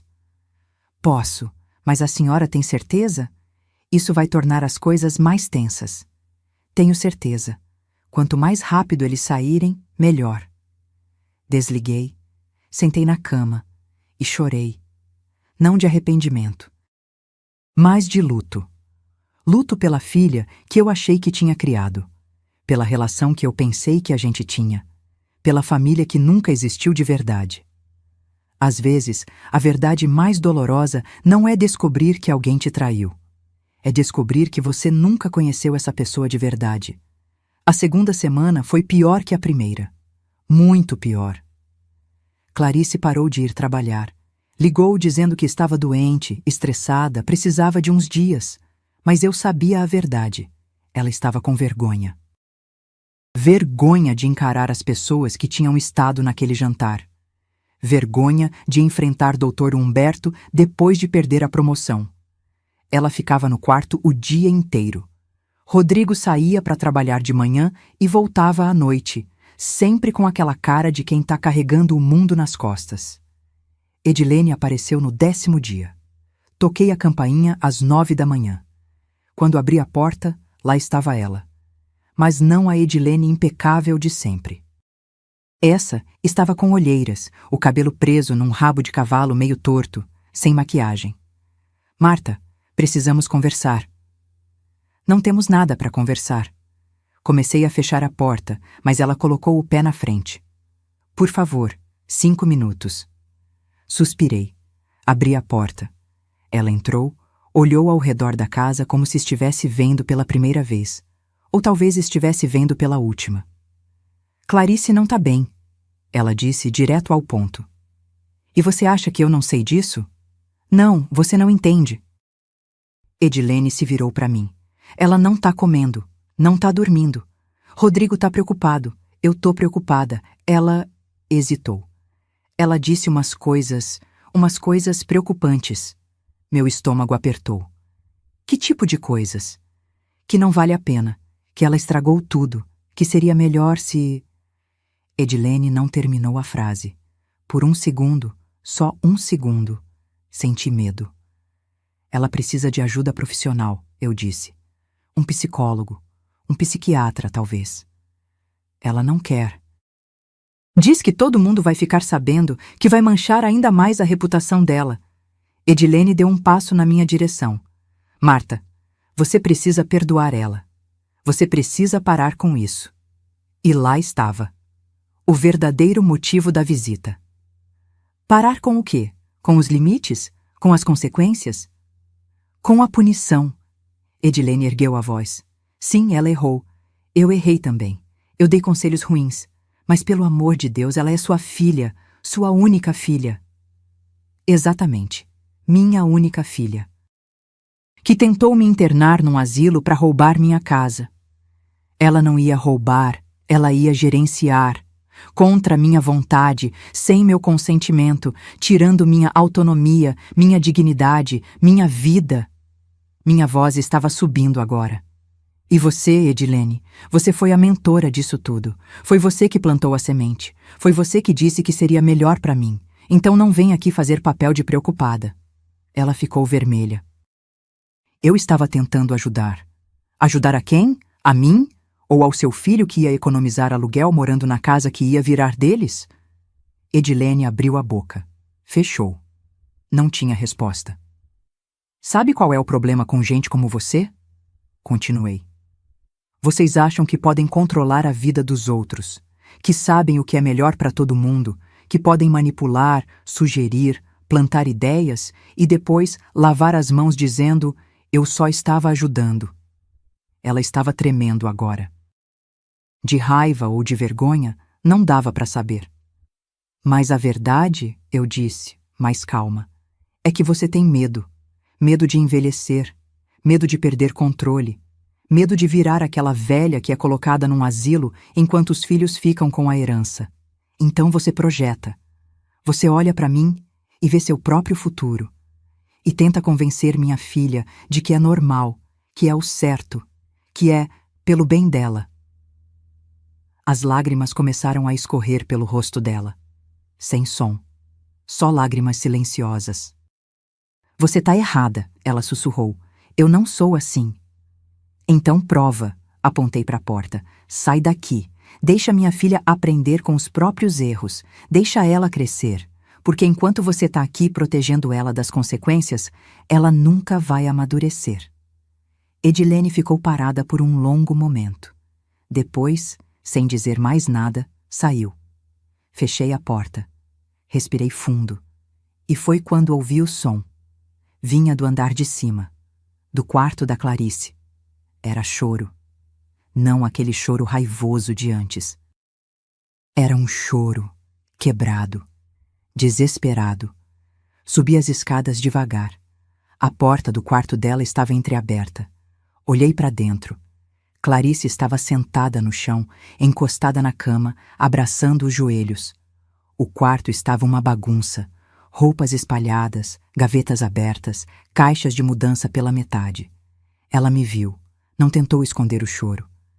Eu perdi tudo, ela disse, a voz rouca. Meu emprego, minha reputação, minha casa, tudo. Não respondi. Só fiquei na porta. Você tá feliz? É isso que você queria? Me ver destruída? Não. Minha voz saiu mais suave do que eu esperava. Não é isso que eu queria. Então por quê? Por que você tá fazendo isso? Entrei no quarto. Sentei na beirada da cama, ainda mantendo distância. Porque você precisava cair para aprender a levantar. Olhei para ela. Clarice, você passou a vida inteira com rede de segurança. Faculdade? Eu paguei. Carro? Eu dei. Apartamento? Eu comprei. Toda vez que você caía, eu aparecia para segurar. E você nunca aprendeu a se levantar sozinha. Então você me deixou cair de propósito. Te deixei sentir o peso das suas escolhas. Tem diferença. Ela limpou o rosto com as costas da mão. Eu não sei o que fazer agora. Não sei como consertar isso. Você começa, eu disse, aceitando a responsabilidade. Não colocando a culpa na Edilene, no Rodrigo, em mim. Você olha no espelho e diz, eu errei. E aí você decide quem você quer ser daqui pra frente. Ela ficou quieta por um longo tempo. E se eu não conseguir? E se eu não for forte como você? Você é mais forte do que pensa. Você só nunca precisou usar essa força porque eu sempre estava lá para usar a minha. Me levantei. Mas agora você vai ter que descobrir. Ia sair quando ela falou, tão baixo que quase não ouvi. Me desculpa. Parei na porta. Não me virei. Eu sei que já é tarde demais. Eu sei que você não vai me perdoar. Mas me desculpa. Por tudo. Ficou pendurado no ar. Aquele pedido de desculpas. Era sincero? Era desespero? Era manipulação de última hora? Eu não sabia. E naquele momento, não importava. 20 dias, eu disse. Vocês ainda têm 20 dias. Usa esse tempo para se organizar, para pensar no que você realmente quer e quem você quer ser. E saí do quarto. Meu coração estava apertado. Minhas mãos tremiam. Porque por mais que eu quisesse ser forte, por mais que eu soubesse que estava fazendo o certo, ela ainda era minha filha, e parte de mim ainda sangrava por ela. Mas sangrar não significava ceder, significava só que eu ainda era humana. 3 meses se passaram desde que Clarice e Rodrigo saíram da minha casa. A mudança deles foi silenciosa. Num sábado frio de manhã, um caminhão de mudanças parou na frente. Eles levaram os móveis do quarto, as roupas, os objetos pessoais. Não levaram nada que fosse meu, nem tentaram. Clarice desceu as escadas pela última vez, carregando uma caixa de fotos antigas. Parou na porta, olhou para mim. Tchau, mãe. Só isso. Nenhum abraço. Nenhuma lágrima. Só um tchau seco. Cuida-se, respondi. E eles foram. Fiquei sozinha naquela casa grande pela primeira vez em 2 anos e meio. O silêncio era tão absoluto que eu conseguia ouvir o relógio da sala marcando os segundos. Andei pelos cômodos vazios. O quarto que tinha sido deles agora era só um espaço com marcas de móveis no chão. A sala de jantar ainda tinha aquela sensação pesada do jantar desastroso, mesmo depois de 3 meses. Sentei no sofá, olhei ao redor. E pensei, e agora? A resposta veio mais rápido do que eu esperava. Na segunda-feira seguinte, coloquei a casa à venda. 3 imobiliárias vieram avaliar. Os valores variavam entre 1.700.000 e 1.900.000 reais. Fechei com a que ofereceu 1.850.000 e me prometeu discrição. Dona Marta, a corretora disse, uma casa como essa nessa localização vai vender rápido, 1 mês, no máximo. Ela estava certa. Levou 3 semanas. Um casal jovem com 2 filhos pequenos. Ele era médico, ela professora universitária. Eles olharam cada cômodo com aquele brilho nos olhos de quem estava realizando um sonho. É perfeita, a mulher disse sorrindo. Dá para sentir que foi uma casa feliz. Foi? Eu quis perguntar, mas só sorri e assenti. Assinamos os papéis numa terça-feira chuvosa. O dinheiro caiu na minha conta 2 dias depois. 1.850.000 reais. Sentada no banco, olhando aquele número na tela do computador, eu não senti alegria, não senti tristeza, senti alívio. Como prometido, Dividi o valor. 925 mil para instituições de caridade. Escolhi 3.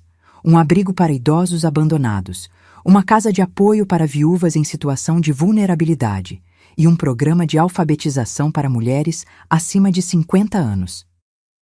O resto, 925 mil, coloquei numa aplicação conservadora que me dava cerca de 6.500 por mês de rendimento. Somado aos 22 mil da empresa, eu tinha R$ 28.500 mensais. Mais do que suficiente. Encontrei um apartamento lindo num condomínio novo. 10º andar, vista para o parque. 2 quartos, 2 banheiros, varanda gostosa, aluguel de R$ 3.800, condomínio incluso. Mobiliei com cuidado. Sofá confortável em vez de bonito, mesa pequena para 2 pessoas. Não precisava de mais. Cama nova, colchão bom para o meu corpo que já reclamava de 68 anos de trabalho duro. E trouxe as cortinas de linho bege da Dalva. Mandei ajustar para o tamanho das janelas novas. Ficaram perfeitas na sala, filtrando a luz da tarde. Popularescas, Edilene tinha dito. Mas para mim eram memória. Eram raiz. Eram a prova de que tradição não envelhece mal. Pessoas é que não sabem dar valor. Há confecções. Marta continuava crescendo.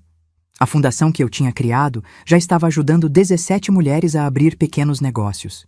Tinha uma costureira em Campinas, uma doceira em Ribeirão Preto, uma manicure em Santos. Todas viúvas, todas recomeçando. Eu visitava a fundação toda semana, conversava com as mulheres, ouvia as histórias delas. Algumas me lembravam de mim mesma 30 anos atrás, assustadas, perdidas, mas determinadas. A senhora é uma inspiração, uma delas me disse. Janaína, 34 anos, 2 filhos, viúva há 6 meses. Não sou inspiração, sou sobrevivente, respondi. Assim como você vai ser. E ela foi. 3 meses depois, a pequena loja de artesanato dela já estava se pagando. Mas nem tudo eram flores. Teve dias que eu acordava no apartamento novo e esquecia onde estava. Procurava pelo corredor longo que levava ao meu quarto antigo. Estranhava o silêncio diferente. Teve noites que eu olhava para o celular esperando uma mensagem da Clarice que nunca chegava. Teve momentos que eu me pegava cozinhando comida demais, como se ainda tivesse mais gente para alimentar. Solidão tem peso. E eu carregava esse peso todos os dias. Fiz amizade com a vizinha do apartamento ao lado. Dona Francisca, 72 anos, viúva há 10. A gente tomava café juntas às tardes, conversava sobre a vida, dividia as dores da idade. Você fez certo, ela me disse um dia quando contei a história toda.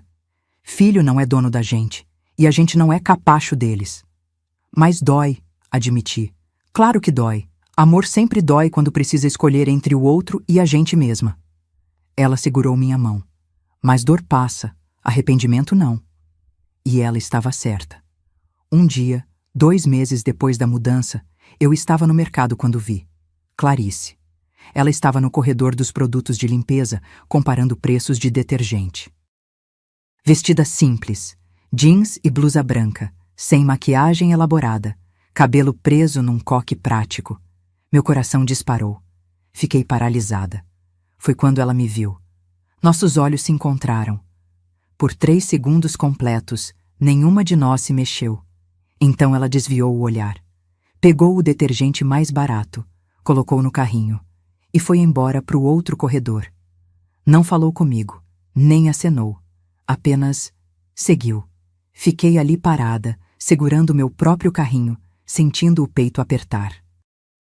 Ela tinha me visto, tinha me reconhecido e tinha escolhido seguir em frente. Era o que eu queria, não era? Que ela aprendesse a viver sem mim? Então por que doía tanto? Paguei minhas compras no automático, dirigi para casa, subi para o apartamento e chorei. Chorei pela filha que eu tinha perdido, pela relação que nunca ia ser a mesma, pela família que se despedaçou, mas também chorei de alívio, porque Clarice estava viva, estava de pé, estava fazendo compras, comparando preços, vivendo. Estava aprendendo, e talvez, só talvez, um dia ela entendesse que às vezes o maior amor que uma mãe pode dar é ter coragem de dizer não. 1 ano. 1 ano inteiro se passou desde aquele jantar que mudou tudo. Eu tinha me acostumado com minha nova vida. O apartamento pequeno tinha virado lar. As manhãs de café com Dona Francisca viraram rotina. A fundação estava prosperando. Já eram 32 mulheres sendo ajudadas. A confecções. Marta tinha acabado de fechar um contrato grande com uma rede nacional. Minha conta bancária estava mais saudável do que nunca. Meu corpo, surpreendentemente, também. Sem o estresse constante, minha pressão tinha normalizado. Eu dormia melhor, ria mais. Era uma terça-feira de tarde quando meu celular tocou. Número desconhecido. Atendi com cautela. Alô? Mãe? A voz era hesitante, frágil. Meu coração parou. Clarice? É. Silêncio. Respiração pesada do outro lado. Você pode conversar? Só alguns minutos. Se não puder, eu entendo. Pode falar. Outro silêncio, mais longo. Eu preciso te ver, pessoalmente. Tem umas coisas que eu preciso te contar. A voz dela quebrou um pouco. Por favor. Fechei os olhos. Todas as feridas que eu achei que tinham cicatrizado começaram a latejar de novo. Onde? Aquela cafeteria perto do Parque das Flores, você conhece? Conheço. Amanhã, 3 horas da tarde. Você consegue? Consigo. Obrigada, mãe. Obrigada por atender. Desliguei, sentei no sofá, as mãos tremendo. Dona Francisca, que estava na minha sala tomando chá, olhou para mim preocupada. Quem era? Minha filha. E... Ela quer conversar. Francisca veio sentar ao meu lado. E você quer? Não sei. Olhei para as minhas mãos. Parte de mim quer abraçar ela e fingir que nada aconteceu. Mas a outra parte... Pausei. A outra parte ainda sangra. Então vai. Ouve o que ela tem para dizer. E depois você decide. Na tarde seguinte, cheguei à cafeteria 5 minutos adiantada. Pedi um chá de camomila e sentei numa mesa do canto, de costas para a parede. Posição estratégica. Podia ver a porta. Clarice chegou na hora exata. 3 horas. Quando ela entrou, levei um susto.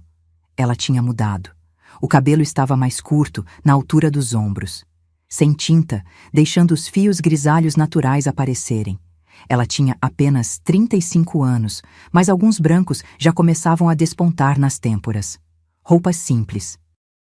Nada de grife. Jeans desbotado, blusa de algodão clara, tênis confortável. Mas o que mais chamou a atenção foi a barriga. Ela estava grávida, uns 5 meses pelo tamanho. Nossos olhos se encontraram. Ela hesitou na porta, então caminhou até minha mesa. Oi, mãe.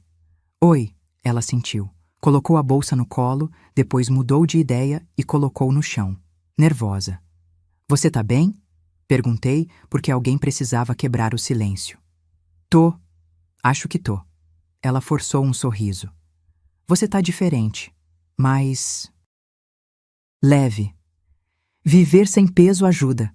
Ela encolheu, como se tivesse levado um tapa. Desculpa, foi grosseiro. Não foi, foi verdade. Clarice respirou fundo. Mãe, eu não vim aqui pedir para você me perdoar, nem para voltar atrás com tudo que aconteceu. Eu sei que não dá. Eu sei que eu destruí tudo. Fiquei quieta, esperando. Vim porque eu preciso te contar algumas coisas. E porque... Ela colocou a mão na barriga instintivamente. Porque eu vou ser mãe. E eu tô apavorada. Por quê? Porque eu não sei se vou conseguir. Não sei se vou ser boa nisso. E porque... As lágrimas começaram a cair. Porque eu olho para essa barriga e penso em tudo que você fez por mim. E em como eu joguei tudo fora. Ela limpou o rosto com as costas da mão, num gesto tão parecido com o meu que doeu. Depois que eu saí da sua casa, tudo desmoronou. Perdi a promoção, você já sabe. Fiquei 6 meses como analista sênior, todo mundo me olhando de lado, comentando. Foi humilhante. Ela pegou o guardanapo da mesa e torceu entre os dedos. Rodrigo e eu voltamos pro apartamento que você tinha comprado. Descobrimos que tinha IPTU atrasado de R$ 18.000. Gastamos todas as nossas economias para quitar.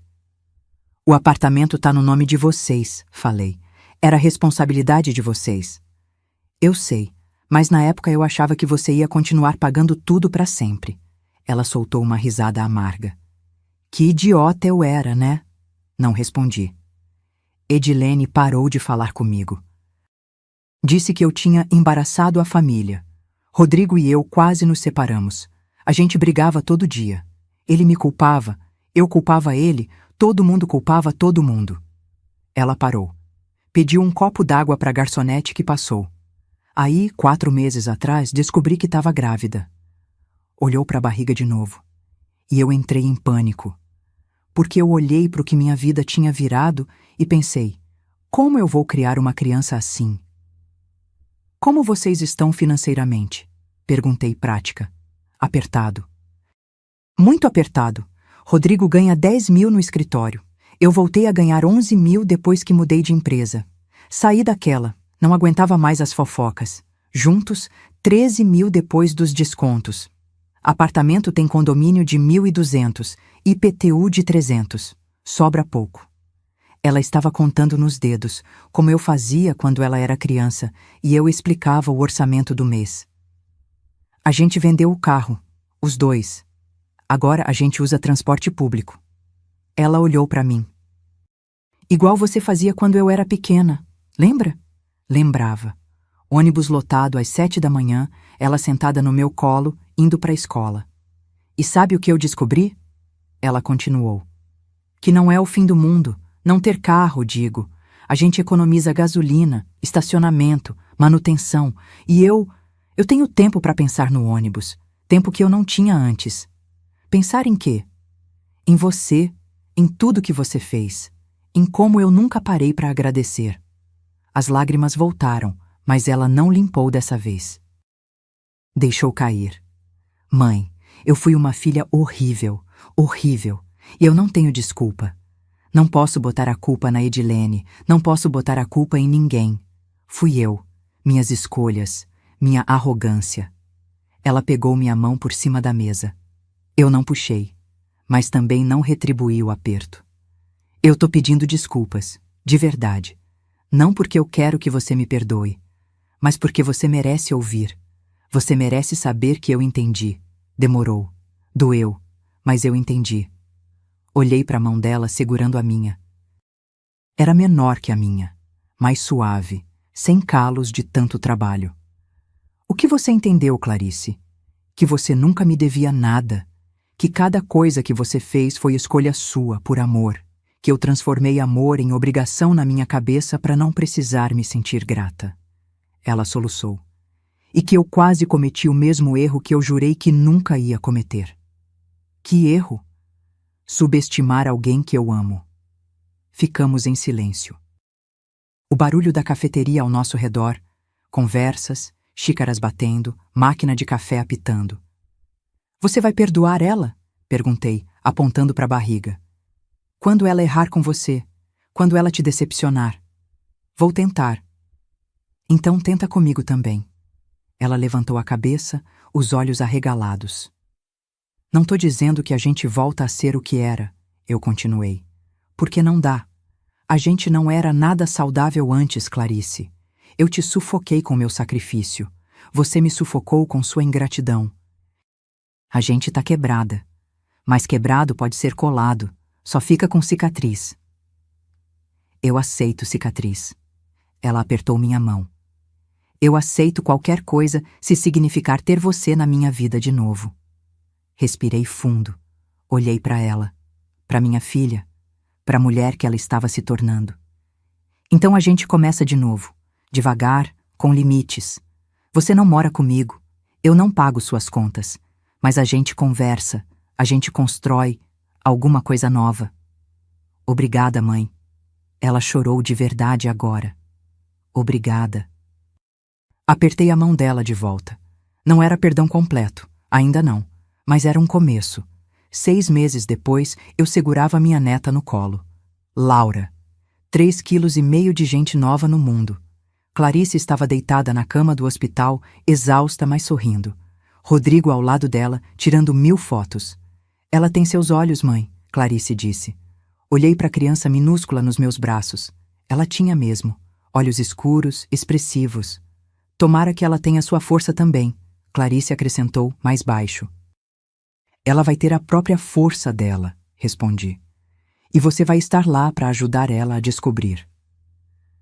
Entreguei a bebê de volta para Clarice.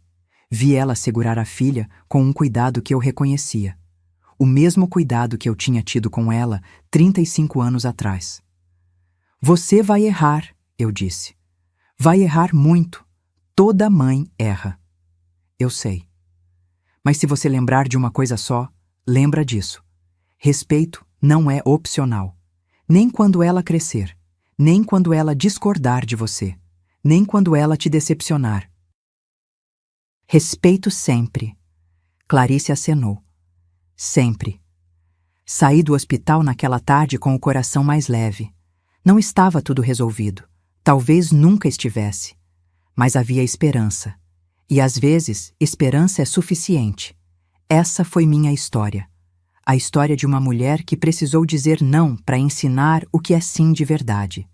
Eu aprendi que amor sem limite não é amor, é anulação. Que família não é quem te aceita sendo capacho, mas quem te respeita sendo inteira. E que, às vezes, a coisa mais difícil e mais corajosa que a gente pode fazer é escolher a gente mesma. Se você chegou até aqui, se essa história tocou alguma coisa em você, deixe um comentário contando. De onde você assiste? O que você faria no meu lugar? Você já passou por algo parecido? E se inscreve no canal para acompanhar mais histórias reais de mulheres que escolheram a própria dignidade. Porque toda vez que uma de nós levanta a cabeça e diz, não, isso não tá certo, a gente abre caminho para outras fazerem o mesmo. E no fim, a gente não tá sozinha. A gente nunca esteve. Um abraço forte e até a próxima história.